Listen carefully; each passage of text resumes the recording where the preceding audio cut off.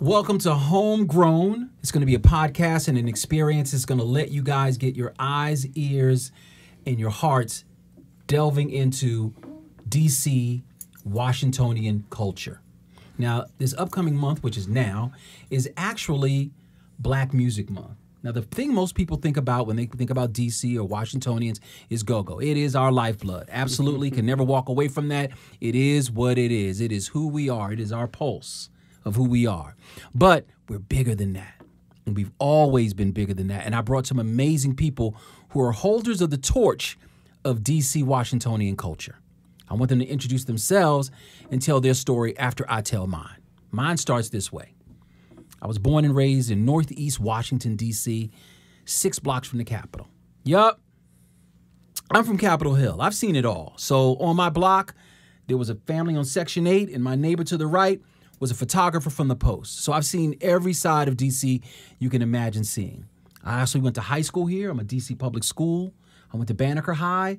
And then I took my talents across the street to Howard University. So I've been here the entire duration. And I've watched things and I've observed things.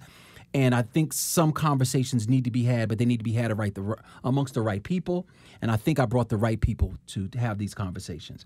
The first person I'd like to introduce you guys to is Larry from the famous trailbreaking company known as Universal Madness. Thank you, Larry, for coming. We appreciate you, bro. Thank you for having me, Aaron. Please, man, tell everybody about your history, about where you're coming from in D.C., where you're born and raised, and how you and your team decided that Madness, Universal Madness, needed to happen as a clothing line in D.C. Okay, I grew up in the lower part of Northwest D.C., down by what you would call Dunbar High School. Okay. On 4th and N Street, Northwest. I grew up in the Boys and Girls Club, number 2, which was on 3rd and K. Jabbo Kenner, Mr. Bill Butler, who sent like 500-600 kids to college in the 60s and 70s. I think I started going there at about age 8, 9 years old. Started off playing football, then basketball, and we transitioned to every sport. The club was unique because those guys were Kenner and Butler, and those guys, they were trailblazers. They groomed or mentored guys like Willie Woods, Hall of Fame football player, Coach John Thompson, Elgin Bell, a Hall of Fame basketball player, David Bean, mayor of Detroit, but also Spingarn High School, Hall of Famer, Syracuse. So I was fortunate, I guess, to come up through the Boys and Girls Club to be able to see these type of individuals. All the coaches would come through looking for talent. So I was able to, through playing basketball, me and Baby Dorn, we played together from probably 8, 9 years old till like 15, 14 years old. So we were able to go to college, and we could have went to St. Anthony's, but I ended up going to Cardozo. He went to Dunbar. But just seeing kids and guys come up through the club and being able to have somebody to take interest in you and give you an opportunity and a chance at education, I was probably saved and mentored through the club. That's beautiful. Yeah. So tell us how Universal Madness started. I mean, it literally was a nuclear bomb for DC culture. Yeah. Well, Universal Madness started, at first we were Universal Beauty and Barber Supply. Did not know that. Yeah, so we were servicing all the hair salons back in the day, trying to get our niche in the hair industry. Okay. And it basically started off with really one T-shirt. We were still doing little parties and little go-go's, and we were definitely frequenting the go-go's pretty much every night. So we came out with the first T-shirt, which was Summer Madness, and that was the multicolored triangle, which is the logo. And first we maybe started off with 2 or 3 dozen T-shirts, took them to the go-go, sold them that night, went to the next go-go the next day with 10 dozen, sold them out that night. Next night we went to another go-go with 20 dozen, sort of like that, you know.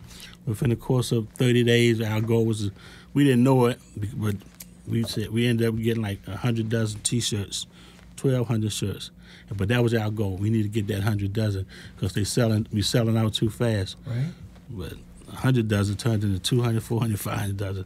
Just one T-shirt design, because guys would buy a shirt going in, Sweat it out, buy one coming out. You know what I'm saying? I love that. So and then we was a block down from the Black Hole. So that's the same thing every Thursday, Friday, Saturday. We got a big group of kids, 500-600 kids, buying something going in. We stay open late, they buy something coming out. Wow. So we flip the beauty and Bible supply to the urban apparel.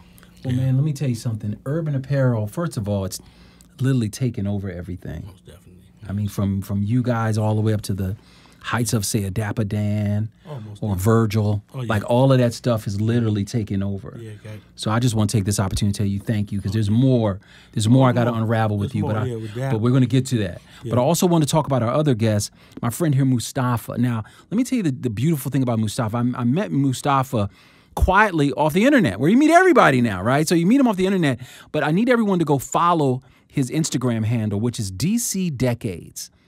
It is a beautiful microcosm of all DC culture, past and present.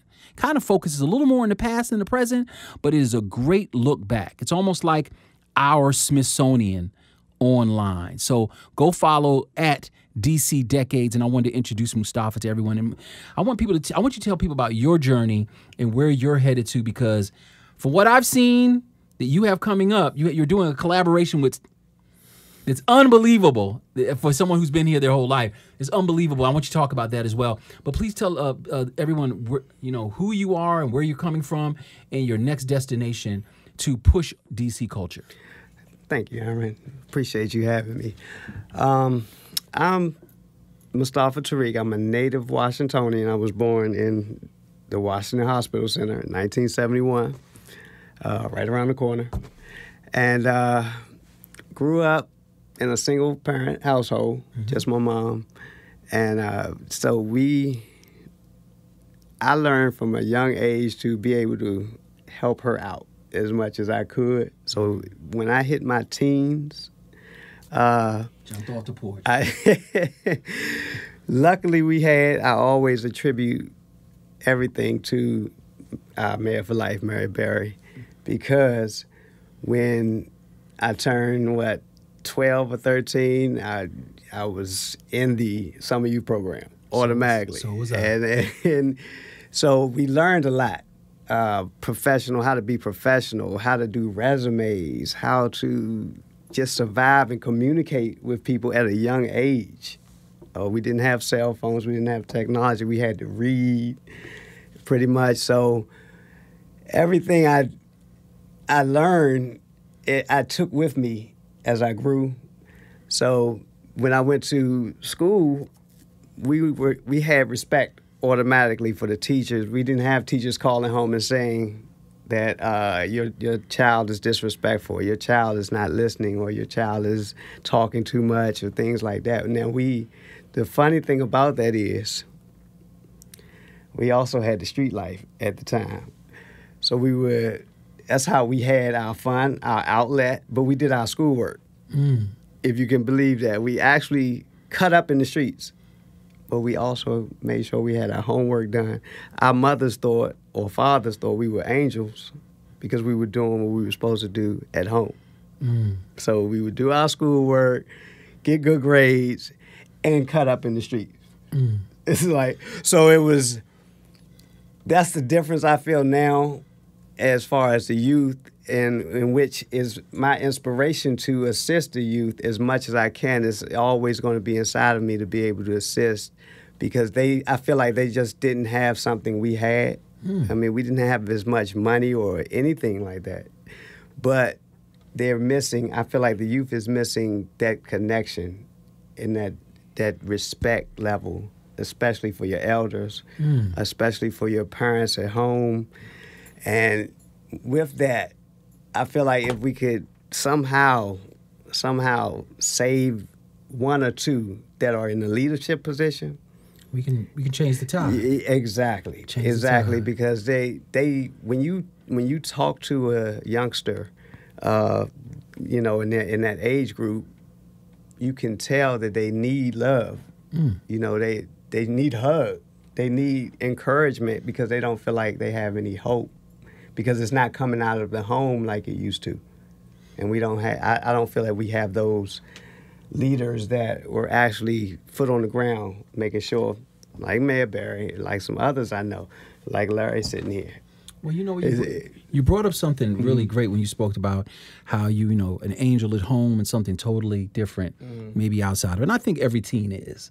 We put our best foot forward with parents and our better foot forward with grandparents, but we put our best foot forward. But one of the things that's alluring to a young Washingtonian is the night. And what absolutely owned the night was go-go. DC Go-Go owned the night. Like, we prepared all day for the night. As embarrassing as this will sound, because Hattie Mae Waller was a very interesting lady. I didn't go to a go-go till I was a full-grown adult. But I got tapes, and my cousins would go, and they would tell me about it. So I didn't go. But I wanted to find out some of you guys' early experiences with go-go. My earliest experiences literally are just only through the music, not from the fellowship of physically going to a go-go. So can you tell me about your first couple of experiences at a go-go and what it felt like and the energy you felt? Well, I grew up uptown, the upper part, Brightwood, Tacoma area, by Calvin Coolidge. I know you're talking about. I went to Calvin. I went to 3 different high schools. I went to Theodore Roosevelt. Right. Went to Archbishop Carroll for a year. Both in Petworth. And then I graduated from Calvin Coolidge. Okay. So, and that's another story. But we weren't old enough at the time. We wanted to go to certain go-go's across town. We wanted to go to the Coliseum, if anyone remembers that. We couldn't get in. And it was a couple other places, Southeast Cherries, a couple other places that we just couldn't get in at the time. But our home was the Black Hole, the Celebrity Hall. So we could get in there. We knew security, we knew people, so we could get in there at a young age. So I was going to the go-go. I was going to the Black Hole at 14, 15 years old. Right. And we would walk. We would walk from up where I lived near First and Kennedy Street, all the way down the hill, down to Morton Street. So we cut down Rock Creek Church Road and walked straight down Georgia Avenue. But it was nothing. It was nothing. And then we knew what kind of fun we were going to have. That's true. As a young person, walking doesn't look daunting at all, right? As an adult, we didn't think twice about it. Like 8 blocks. As an adult, you're like, can we Uber there? Like as a kid, you don't mind the walk. What about you, Larry? Is it your first early go-go experiences, like the nightlife? Okay, I'm a teen. What does the world look like outside of my parents' home? I think the first go-go I went to was probably the Wilson Liner boat ride. We were probably like 11, 12 years old. Same thing. We'd walk straight down 7th Street. We'd probably leave Handover Place and just make our way down to get on 7th Street. You know, if you go down 7th Street, you're going to run straight into the boat. Yep. So you go down to the Wilson Liner.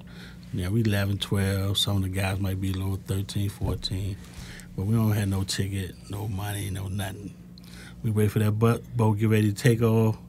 Then everybody just jump on. And Chuck knew us from he knew us from way back then. Most of the older guys, he knew us so, because they had another place called Presidential Arms on 13th and G. And that's it used to be right next door to this place called a University Shop. And we would scale the wall, and the older guys would pull you up into the go-go. Wow. So they would hang out. Yep. Somebody would grab you down, pull you right in. Same thing with the Masonic Temple. You could scale the wall, they pull you up, pull you in. Same thing with Cardozo High School football games. Right by the Wilson Grill, that wall, we climb that wall. Guys pull you up, then you got to climb over the fence. We run across the field to see this amazing guy named Cornelius Green, was a quarterback for Dunbar High School. Wow. Who went on, he was the first black quarterback to integrate the Big Ten. And went out there and played in the Rose Bowl, was the 2-time Rose Bowl MVP, and he had the Heisman Trophy running back, 2-time Archie Griffith. Wow. But Cornelius was the quarterback, and his claim to fame was he would come on the field with the all-white on, and he'd leave the field with the all-white on. Wow. They couldn't touch him, man. Yeah, Untouched. Yeah, he's a administrator up at St. Albans right now. Really? But got an incredible story. Played every sport, was all in a high, baseball, football, basketball. Wow. You know what, guys, I I have a very dangerous hypothesis that might get me in trouble. I'd like to share it with you. I want to check you for weapons. Do you guys have weapons? No. All right. All right. Here's my hypothesis. I think go-go is the luckiest genre of all time. Here's my hypothesis. I know that go-go would love to be this global phenomenon like hip-hop and every other music thing. But I think the universe is charming go-go and saying, nope, I won't let you have that. And the reason why it's doing that is based on the fact that you guys are the most dangerous and powerful of them all. To keep it that way, it has to only stay here. Example, right? 50 Cent in the club. We all can agree that's a huge record, right? Of course. By show of hands, do you believe that 50 Cent could tour Queens, New York for 35 years? Not the United States. No.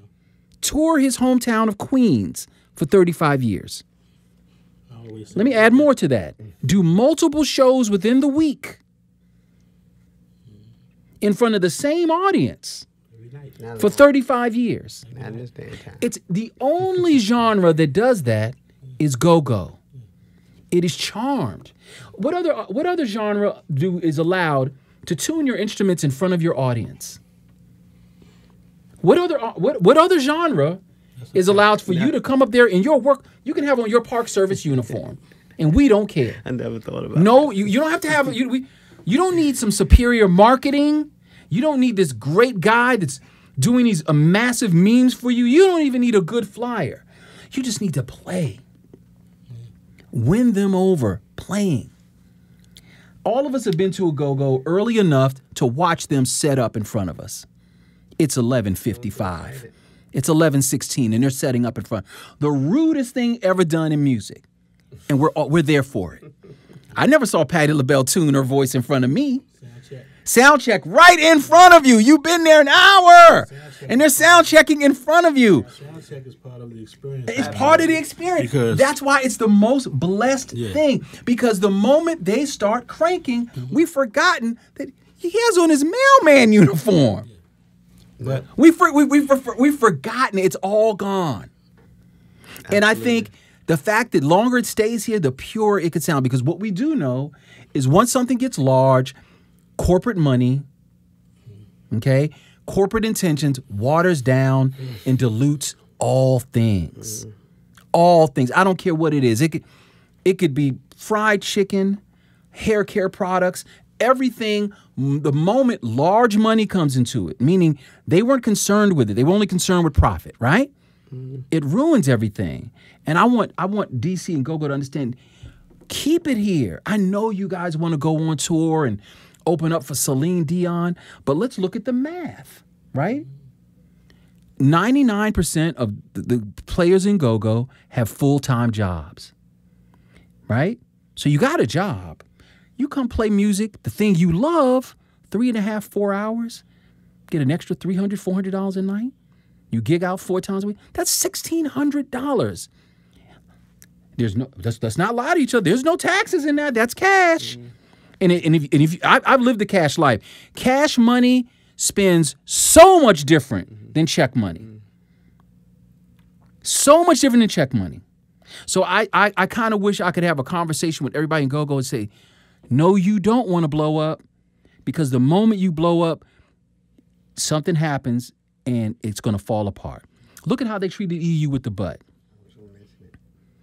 The moment it got big, that's been historically with everything, even hip hop, whatever. Oh, once it gets too big, we're all mad. We want it to blow, but we're immediately mad. So that's why I want to check you out for weapons, because most people do not want to hear Iron's thing like, I don't want go-go to blow up. I don't want it to blow up. I want it to stay here. I want it to still have his identity and still hold up. Now, when you guys were talking about going to the black hole and stuff like that, the most distinctive thing about going to the black hole, we are looking at what everybody's wearing. First time I ever saw a Gore-Tex sweatsuit, it was not at a prom. It was not at the Smithsonian Air and Space Museum. It was literally in the streets of D.C. So when let's go back. Let's go back in our memories. We walk into Celebrity Hall. It's pre-Black Hole, so you know what era I'm at. We're at Celebrity Hall. We walk in. What is everyone wearing? So I'll start with you, Larry. What is everybody wearing then? T-shirt, jean shorts, New Balance, Gucci tennis shoes. That's what I think. And maybe the bucket hat. Okay.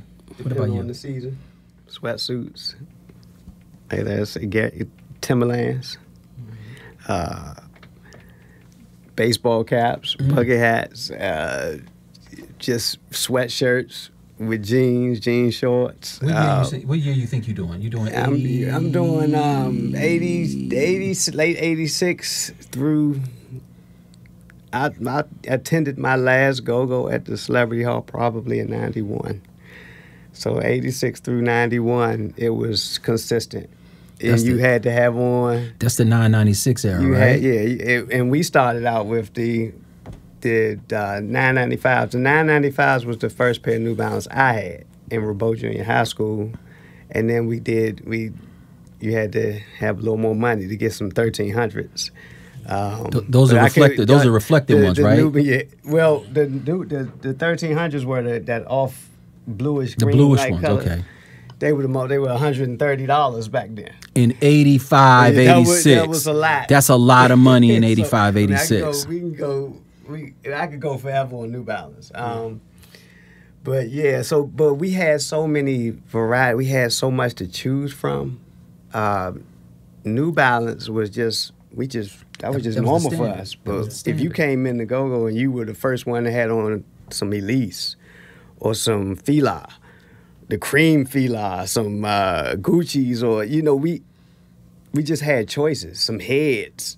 We had so many tennis shoes, and they had to be fresh. So if you go in the go-go and you had some white tennis shoes on, they got to be white. If you had white tennis shoes on, and you got a scuff on your tennis shoes, you had to go get some more, or you gonna get fried. Oh yeah, they throw them away. You gonna get slaughtered. If you go to school with some dirty tennis shoes, you can't have anything on your tennis shoes. This is how it was. Mm-hmm. So with that fashion, our fashion sense, and just the appreciation for being neat and clean was going on back then.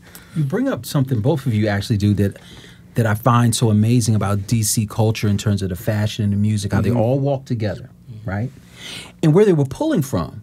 So when you listen to Chuck Brown's pulling from jazz, he's pulling from calypso, and of course he's pulling from soul. That's where his original band is. And blues. Yeah. DC fashion is pulling from preppy, mountain wear. It's pulling from these amazing, like, I'm not looking for a guy from Berry Farms to know where to get the best snorkel coat from. You know what I'm saying? We're talking the pre-Georgetown era. So these guys are going to these very important places to find this stuff. So it's not like you're not finding this stuff in Hex. No. You're not finding it in Macy's. You're going to have to go to Eddie Bauer shop. You're going to have to go to Britch's Great Outdoors. Absolutely. And we're going to talk about that. It goes deeper because I think the fashion was passed down from the older guys to the young guys. So you had stores where older gentlemen would go to, like a store called Lewis and Thomas Salts. That's where they had $700,000, $800,000, $1,500 suits, and you could get your slacks made. Back then, a expensive pair of slacks would be between $45 and $75, and you had certain individuals, like a guy named Harvey Cooper, who Chuck Brown would always put in his songs and call him the youngest teenager in the world. He was the most sharpest, immaculately dressed guy in all of D.C., and people knew these certain guys who was really known for their dress. Like, he would take a regular pair of pants, and he would take the crease, and he would get his crease stitched in, and then at the bottom of his crease, he would get the tailor to make them so they would split at the end, and it would break his shoes. They would lay on his dress shoes, just like that. You know what I'm saying? And people would watch him and pick up on it, or he'd have it on the side. Everything that he would do would be different. He would be the best dancer in there. If you ask all the older guys, you say, man, who's the best dancer ever out of D.C.? They're going to say Harvey Cooper. You know, without a doubt. Who the best dresser? They're gonna name Harvey Cooper. They're gonna name this guy named Al Monday. Al Monday was like a superstar. Like you never seen him that much, but whenever you seen him, ascot, sports coat, blazer, blue blazer, slacks, this dressed up. But he was a professional thief. He would go all over the world stealing the clothes. All over the world, Paris, Italy, blah, blah, blah. Professional. And he would have he was the first person, I would say, who brought the Elise, the Fila, and all that stuff, his little crew, to D.C. in 72, 71. Well, let me now that you said that, we have to be certain institutions for fashion, just even though they're not here anymore, they were the vanguard for it. Mm-hmm. So we got to speak on Cavaliers. Of course, but that was that's the Cavaliers was a little under thing, but the Cavaliers where you got the age. Yeah, it was like the Cavaliers. Like I was in junior high school, and even in junior high school, that was not the lick. Like I told you, the Presidential Arms. Yeah, they had a store next to it called the University Shop, and they sold alligator shoes for $145, $175. It'd take you 2-3 months to get the $145, $75. Never get them. But yeah, you might not never get it. But they had some turtle boots for $85. That might take you about maybe a month or however long it's gonna take you. But dudes were doing incredible things to get that money to go get them alligator shoes or them turtle boots. And we was in junior high school trying to get them to go to Dunbar Prom. What? Or Dunbar's, they have dances and stuff like that. Right. So you want to get that. Right so you stuff. kids, they think you're in high school. If you come in there looking kind of sharp, the girls would think you go to Dunbar. You know what I'm saying? Another one of the youth staples. And I want to piggyback. Oh, no, please, piggyback on it first. Piggyback on what Larry was saying. Back then, you know how the youngsters say "unc" now? Mm-hmm. These were our uncles, the older guys. So we watched them. Yeah. They didn't even wear jeans. No, definitely not. Jeans was a no-no. No, definitely not. Jeans were a no-no. And every day.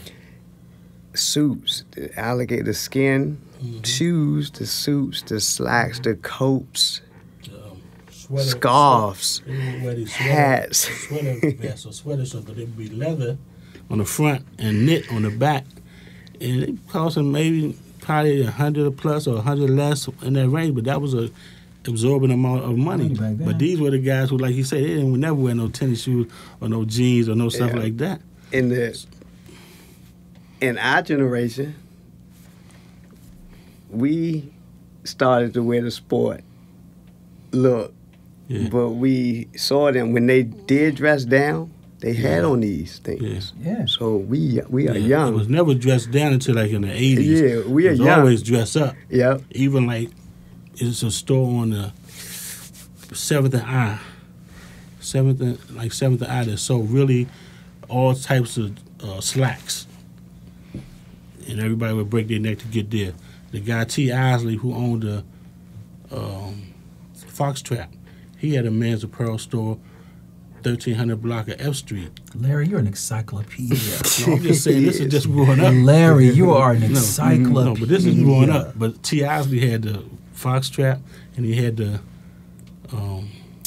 another club on Raphael's on 16th Street and 16th and P.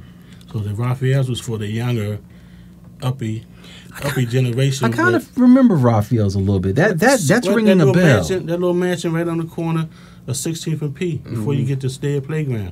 It was like a smaller mansion, but then the Fox Trap was the big mansion that the Dorothy Height and them owned. That was the Negro women.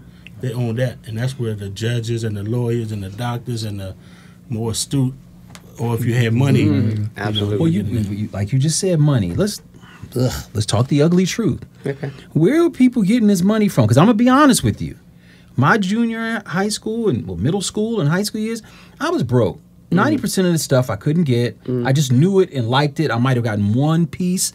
I definitely got a bucket hat. I got like 4 cardigans from you guys. because I wanted to dress like I was already in college. I wanted that whole preppy thing. I bought into the preppy thing early. But where is this money coming from? Like 16 years old, some 1300s.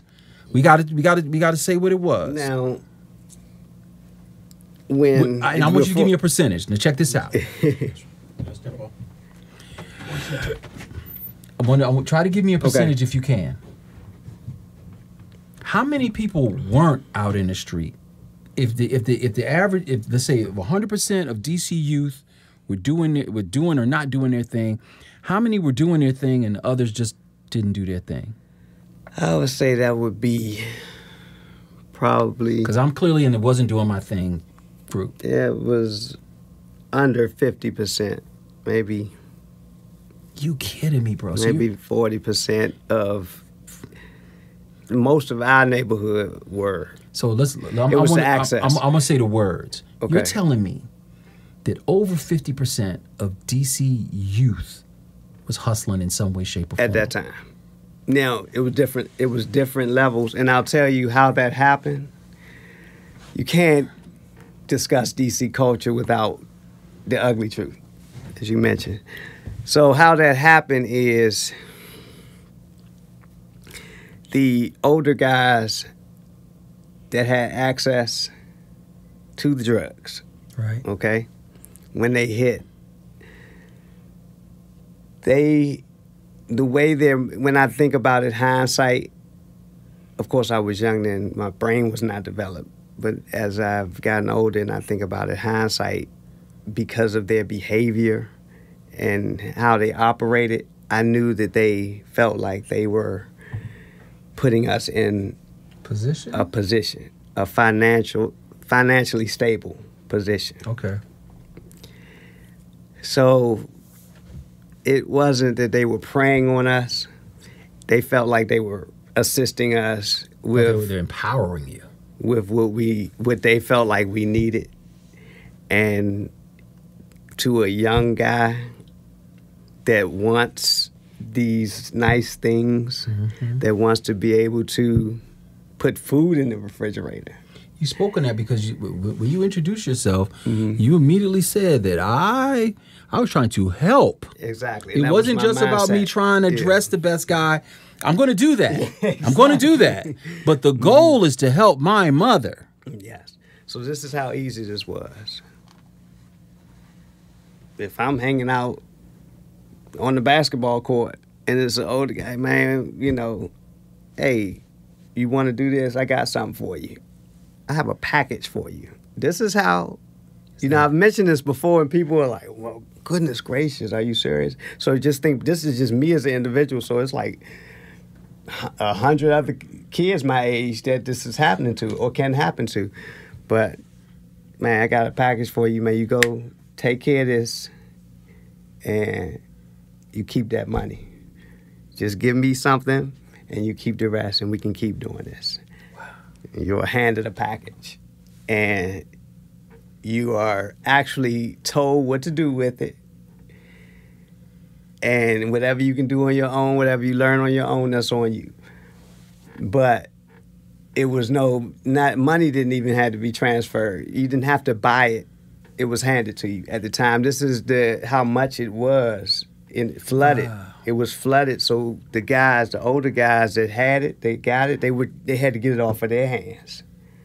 So they knew the best way to do it was with young soldiers. Exactly. And that's how that happened. It just how it happened. And as you can see what it did to our communities, because it got out of control. Out of control. Yeah. But the amount of money young people had then, and I came from a good household, bro. Absolutely. Hattie Mae made good money. Absolutely. It dwarfed in seeing what these people were doing. My mom, God bless her soul, we used to be in the Safeway. She would be so upset with people with 2 carts of groceries and food stamps. She's like, wait a minute, I'm using real money and I can only get 1 cart of groceries and you got nothing but food stamps and you got 3 carts of groceries. She would be infuriated. And then she look at him like, wait a minute. Yeah. All your clothes are brand new. how are you on food stamps and everything is brand? Like, it would infuriate. We'd be in line. My mom be heated the whole time. Like, God dang, I got a master's degree. I'm from Catholic University, and you got 3 carts of groceries, all of it processed food, like tasty cakes, taking up a whole basket and the whole 9. You're paying with food stamps, and all of your kids have on Fila outfits. How is this working? So the amount of money that was out there was unfathomable. Absolutely. Unfathomable. Absolutely. But you know what, Larry? I want to bring you back into the conversation because you were making items that were competing with the Filas, the Elise, and all that other stuff. Again, guys, I just want to remind everybody what exactly we're doing in the conversation we're having. This is Homegrown, DJ Iron, having an amazing conversation with 2 DC historians, Larry from the Madness Shop and my friend Mustafa from DC Decades. Please follow Mustafa at DC Decades on Instagram. Great follow. I promise you, it's right up there with all the good ones. It's just absolutely fantastic. But again, Larry, you were making stuff that was actually competing with national brands, and in fact, I did an interview with Russell Simmons. Do you know you guys are the catalyst for Fat Farm? Yes, I do. He said when they came and did a show here, and he saw 99% of the crowd in those bucket hats with those block letters, he couldn't believe it.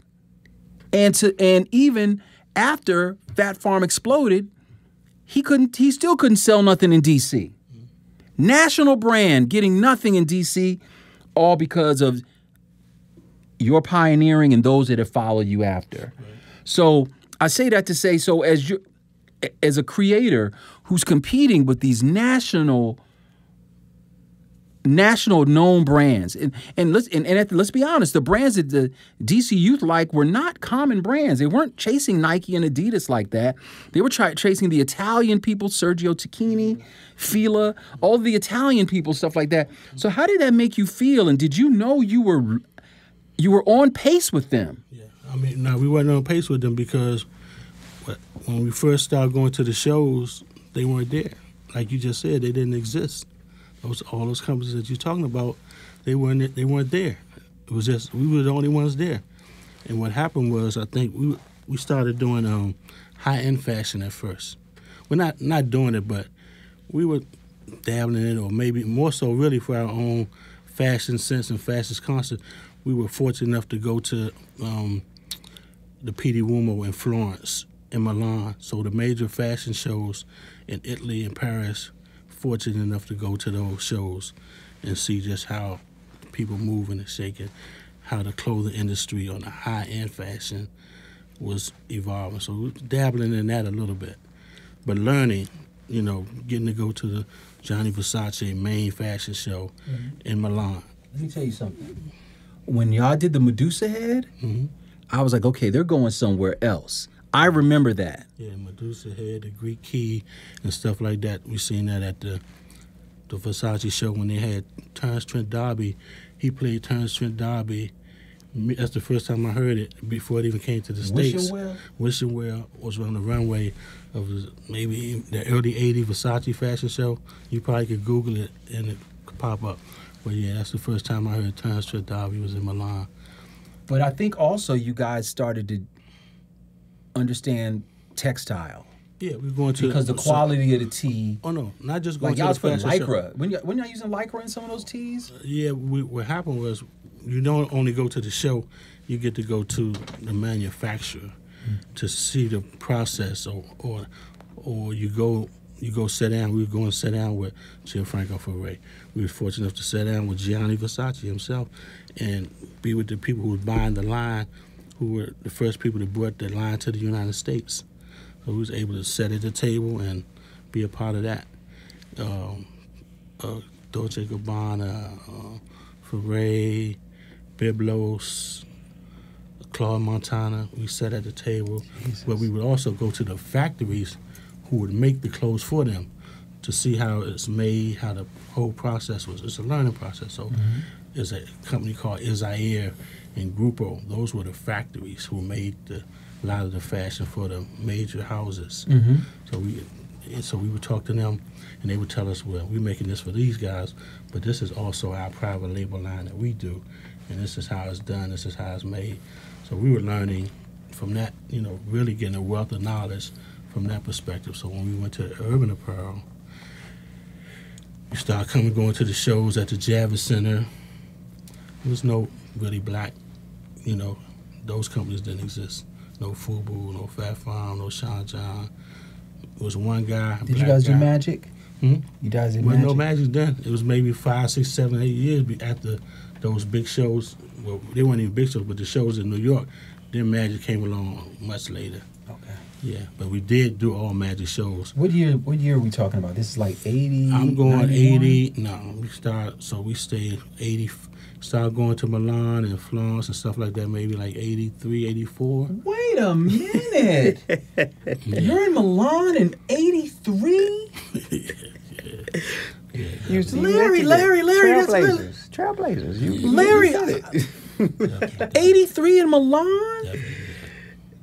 In 83, I am on the carpet of my mom's living room. Yeah. But like I told you, I started out with the fashion stuff, just our own. When we were 14, 15, 13, that's 72. I'm 64.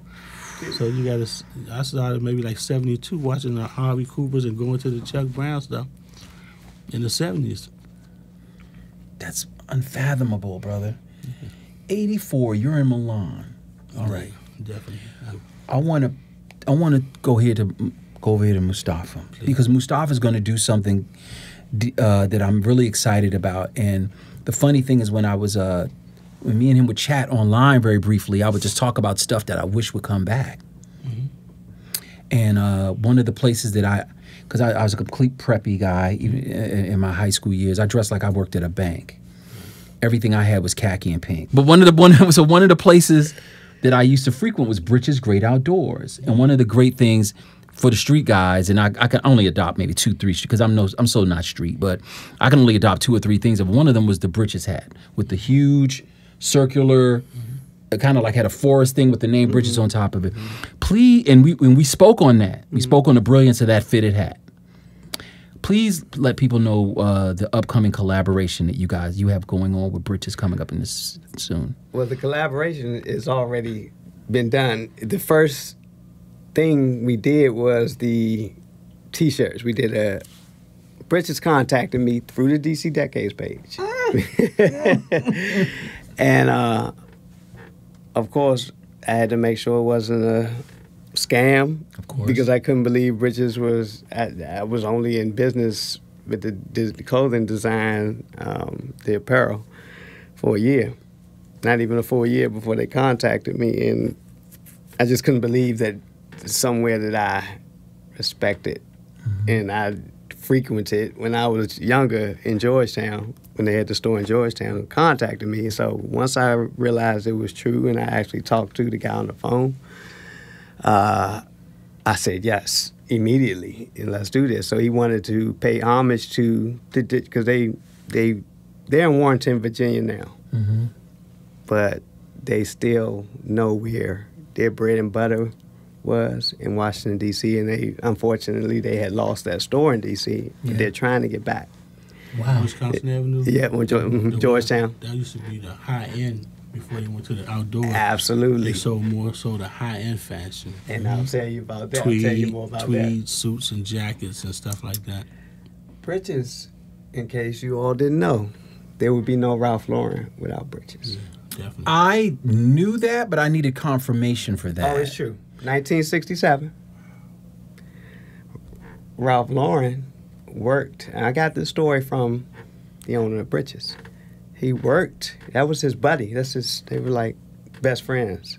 The owner of Britch's and Ralph Lauren. He sold ties. Ralph Lauren started selling ties. Was it shit? What's his name? Lipschitz. How do you say his Lipschitz. Ralph Lipschitz. Ralph Lipschitz. That's his name. I would have changed it to Lauren too immediately. I would have changed it to Lauren too. And he wasn't doing well. Britch's was doing well. like Larry mentioned, because they were doing high-end clothing.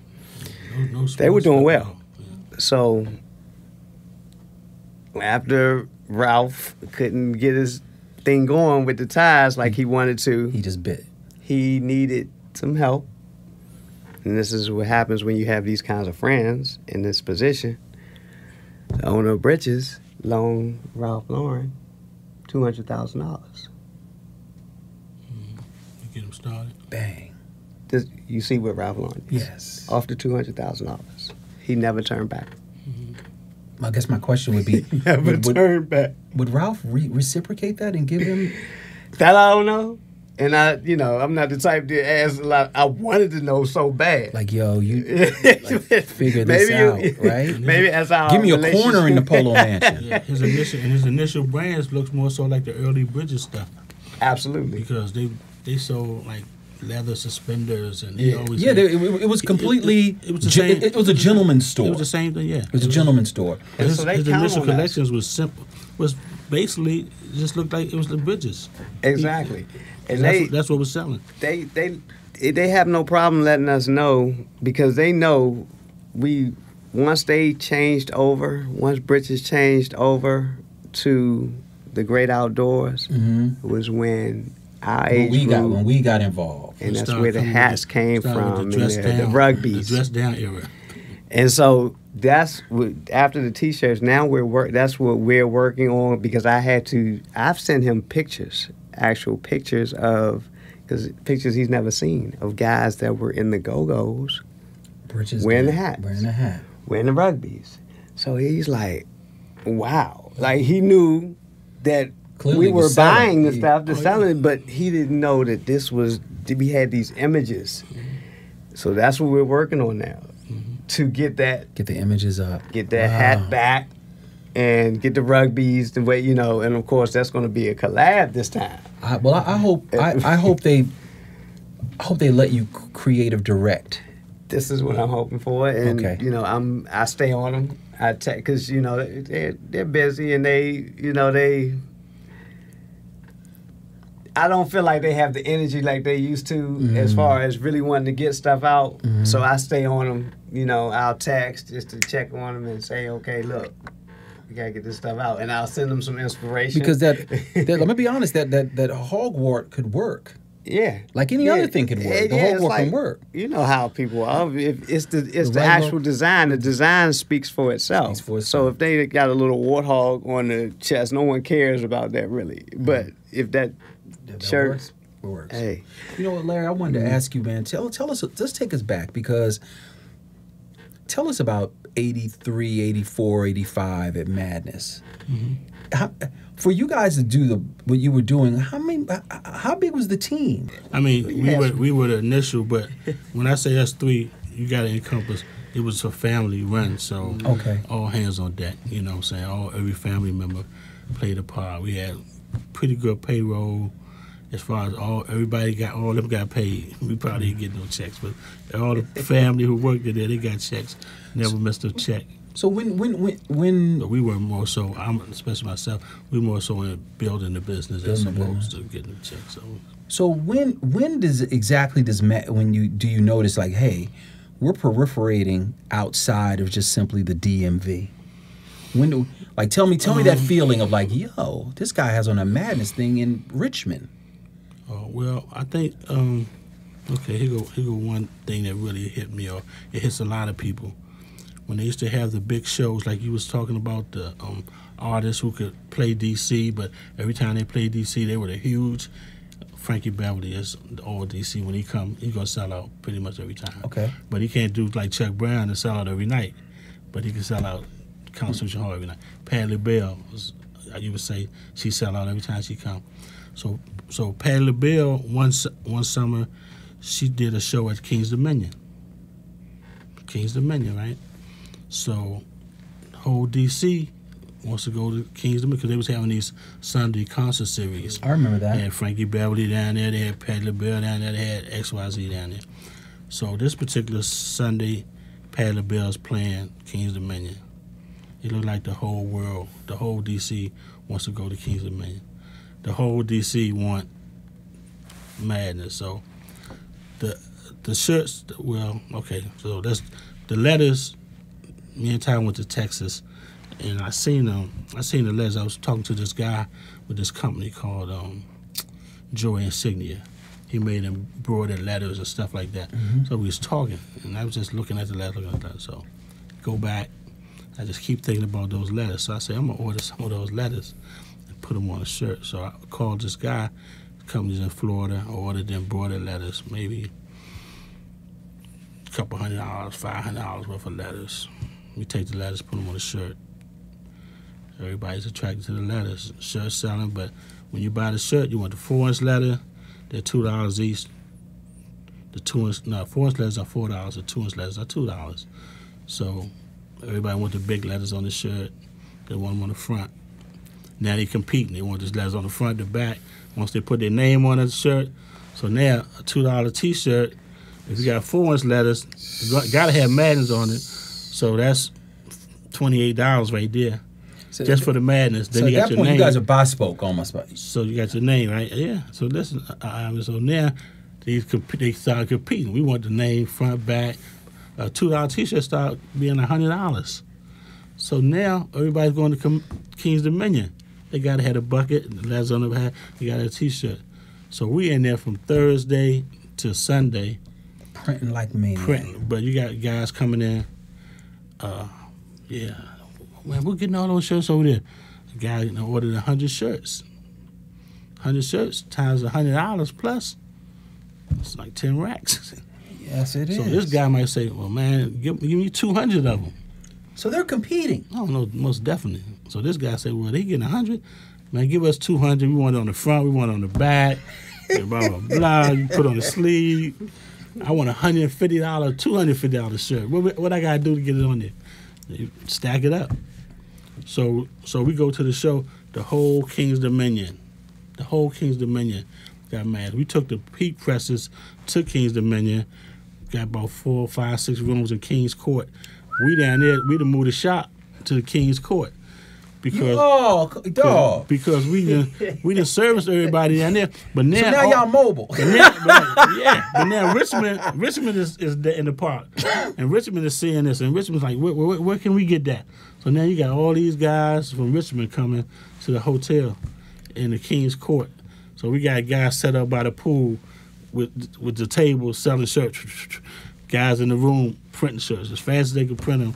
They run them down to the pool. They out there selling the shirts. Man, we flooded the whole park. Man. I got to ask you the hard question. At Madness's height, what would you believe your estimated worth was at that time? At the height? And if you can't give the estimated worth, give us your largest take for a month. For 1 month? 1 month. Your whole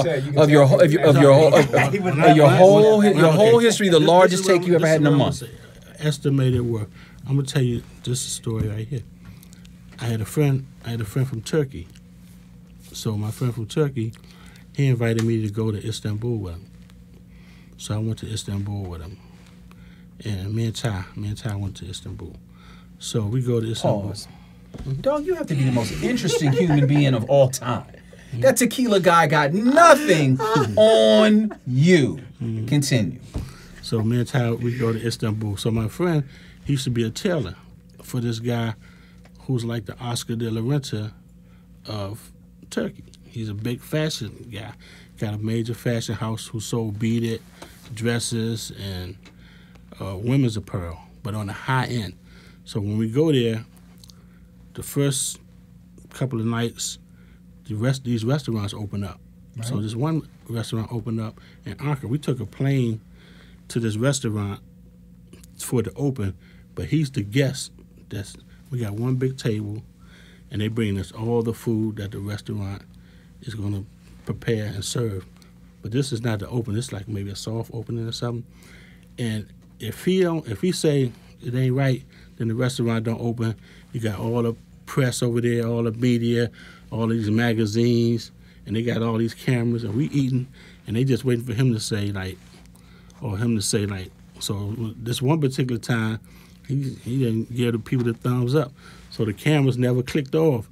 But there's been times where he said, yeah, it's great, the food is good. The next day, you're in all the magazines, you're on the news at night, all this stuff, man. His name was Fight Bay Samyaz. He was an incredible man. Like, he's about, when I met him, he was in his 60s, and he had a young wife from Brussels named Bilgen. She was like 34, and he had a teenage son, Mete. Mete was maybe 14 or 15, loved the basketball, so me and him in the evening, we would go to the club teams, play the basketball and everything. So Mr. Samyaz was telling me, Fight Bay was saying, like, I need something for my wife and son to do. Larry, I'm really interested in what you guys doing in America. You know, the clothes, we could set up a manufacturing opportunity. So we set up a major manufacturing on a handshake. Built a big factory, started out with 200 people sewing, just off the handshake. Okay. So that's how the company really exceeded because we were manufacturing our own product. But I need a number, dog. Your largest month in Madness history. You could ballpark it. Just so everyone can understand the magnitude of what you guys were accomplishing. Average day better than 10 grand every day, I would say. 10 grand a day, 30 days. Every day, better than that on the average. The weekend's going to be probably twice that. So you're looking at maybe 354. I don't know. I really can't because I never stopped to think about it. But I know average day. Just to be clear, because average day is better than 10. I went to really good schools. Yeah.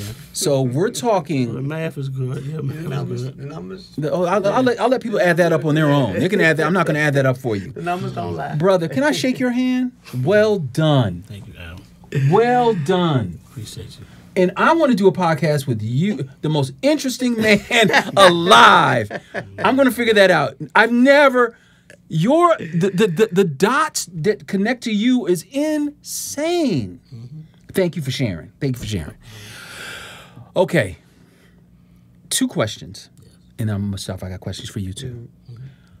You guys decided never to sell the name. 90% of everybody who's gone into fashion has sold it at its height. Fat Farms, Sean John, Fubu, changing hands, Coogee. Everybody's willing at the height, like, yo, cash out. Our gene rep, like started early in the game, was a kid named Tony Shellman. You remember Tony Shellman? Slightly, but continue. Tony Shellman started Mecca and the Nietzsche. Okay. So he was our Him and Phil Pabon. Phil Pabon. So Phil used to bring him down. Me and Phil was cool through Steve Solomon. So they used to come. Phil used to bring. When he first brought Tony, he was always our gene rep. But once he started his line, he came with Phil to the store, and they wanted to get on his brand. I think it might have been Mecca at the time on BET. So a lot of the BET people we grew up with, we knew. So we were able to take them to the BET and get them on Donnie Simpson, get them on a couple of other little shows where they with Chris Thomas with the Rap City. With the Rap City Mayor. We got him on that joint, got his brand. But me and him used to always talk, and his model starting out was, blow it up, sell it, go to the next, blah blah blah blah. But we never had that because we was family owned, this and that, and we was doing so well that we didn't think we really needed to sell. But later on, what I did was a collaboration or a partnership with my Japanese business partners. You used to see me with my Japanese guys all the time. You used to bring them around all the time. So we did our Japanese thing pretty much kind of on that model a little bit, where we took the Madness and those guys took it over there and did an incredible thing with it and just blew us up in Japan heavily. So Madness today, tell me where you are and where you guys are headed and what you'd like to see for Madness in the future. Clearly, you're a staple in the city. Everyone in the city knows it and respects it. Mm-hmm. What's next for the brand that started all the brands? Right. Is there a next for you guys, or do you guys just sit on that throne? No, I think it's a next. It's a growth. A lot of the things that we, like I said, we were only talking about the fashion, but back then, our model was, like Ty did the boxing. Our boxing portfolio was really big. Tank Davis, we did his first 4 or 5 fights. Sean Bay Mitchell, Mark Two Shop Johnson, Daryl Coley, Keith Holmes, William Joppy, all those were world champions that we started their careers. Even Reddy Bowe with Rock Newman. We started all their careers with the boxing. Then I did the basketball. So all our David Butler won the national championship with UNLV.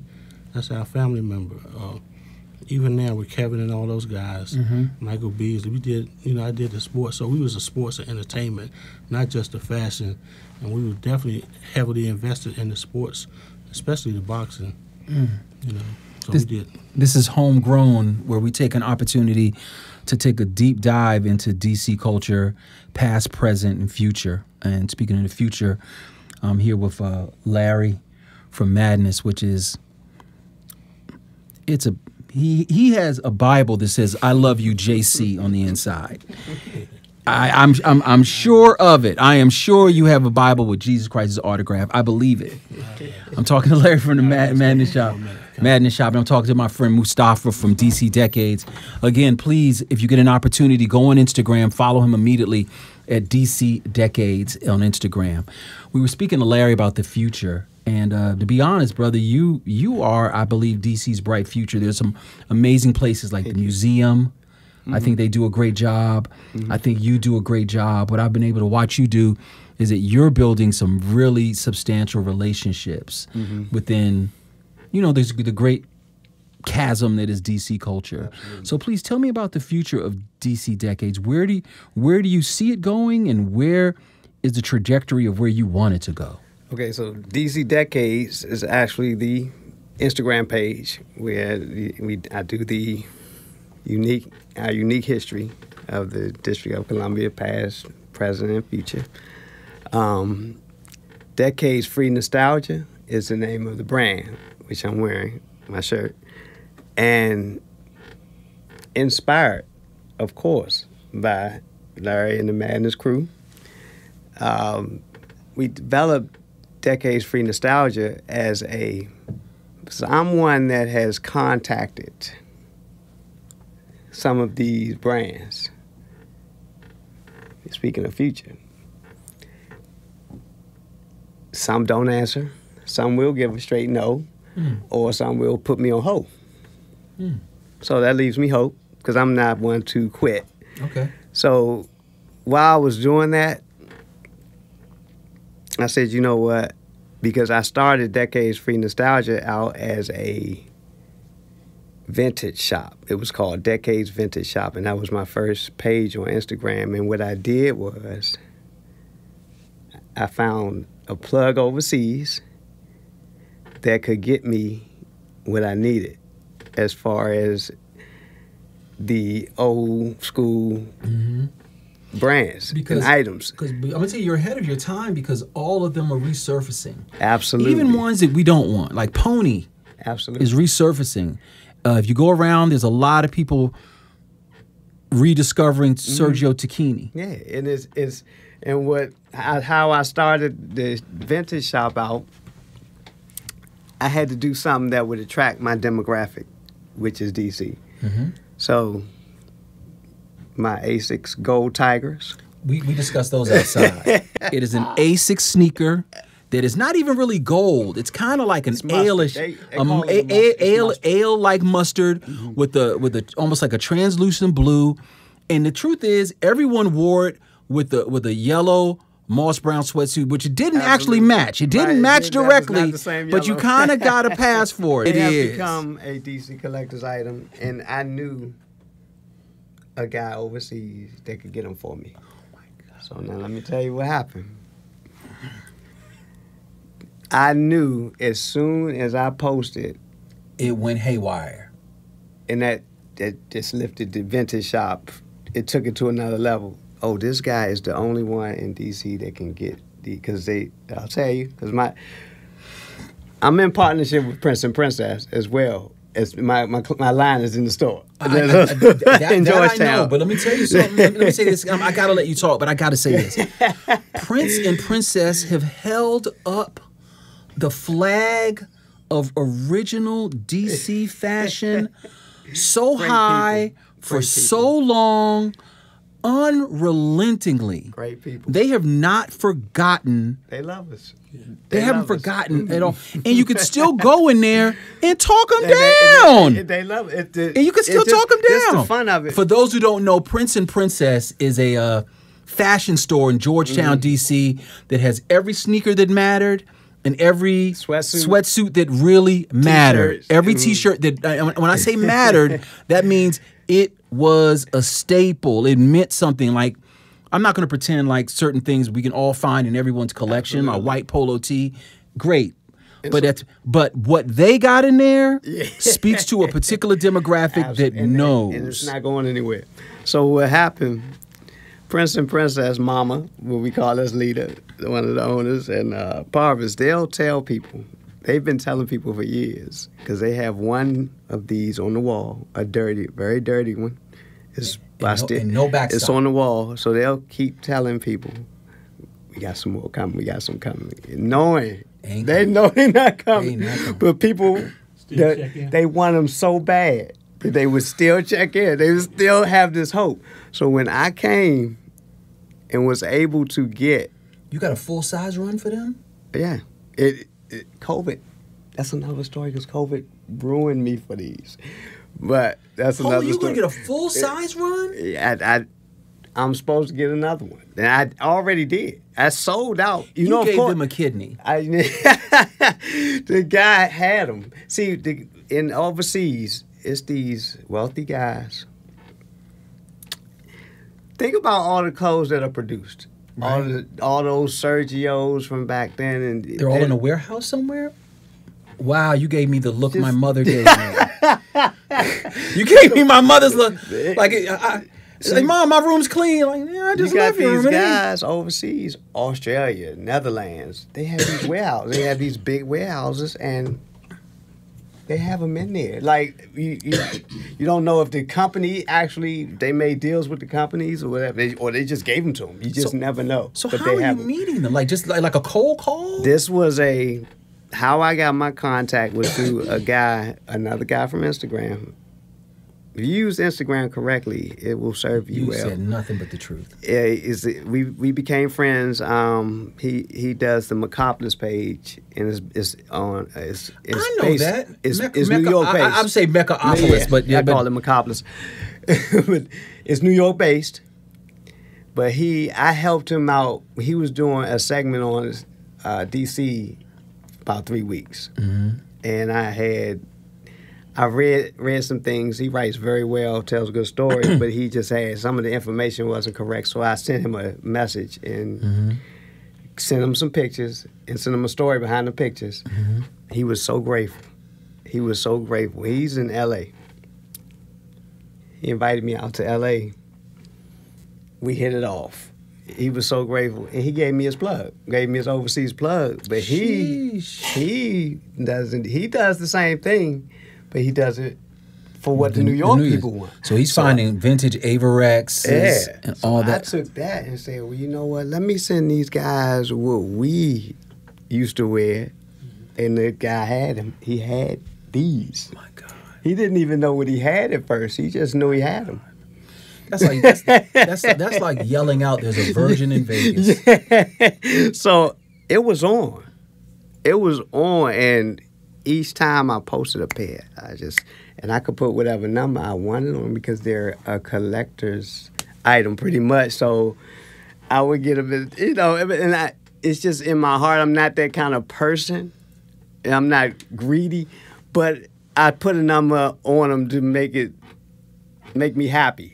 So, I know I could have asked for more for some of them, but I actually wanted the homies to have them. And I wanted for them to be able to say, yeah, I got a pair. Mustafa got me those. Well, first of all, this conversation could go on for. Of course. This is a masterclass. This is Howard should offer you two guys as a masterclass. But what I want to do here, I do want to wrap this up quickly, but I want to extend an invite to possibly do a second part of this. Absolutely. I don't have a date and time, but I just want to make sure I'm able to bring you guys back together. I would love to see a Decades in Madness collaboration. I would love it as well. I think And I would, what I'd like to do for it, in my humble, I want you guys to do one for this podcast. There needs I want to commemorate this podcast with a T-shirt or a hoodie that says "Homegrown," designed by both of you guys. Okay. Because you guys are the first people to believe in what we're doing, and we're so beautiful to extend yourself, simply not to just come, but lend us your hearts and your information. So I love you guys for that. Thank you. Absolutely. I promise you, this story is never ending. We're going to continue it, but of course we're dealing with time. So this is only the first episode of many where we're going to discuss all things DC. I'm talking politics, fashion, culture, music, but this is Black Music Month, so we wanted to take an opportunity to take go-go and build off of it. The go-go conversations happen a million times. We can start there, but we wanted to springboard off that area because go-go culture and the fashion culture, they run tandem. They're twins. So we had an opportunity to discuss this. I can't wait to dig deeper. And you, sir, are by far the most interesting human being ever on the planet Earth, Larry. Again, this is Homegrown with Mustafa, yours truly, DJ Iron, and Larry from the Madness Shop. Thank you for listening, and I promise you, more is to come and much better. Thank you. Thank you. Appreciate you.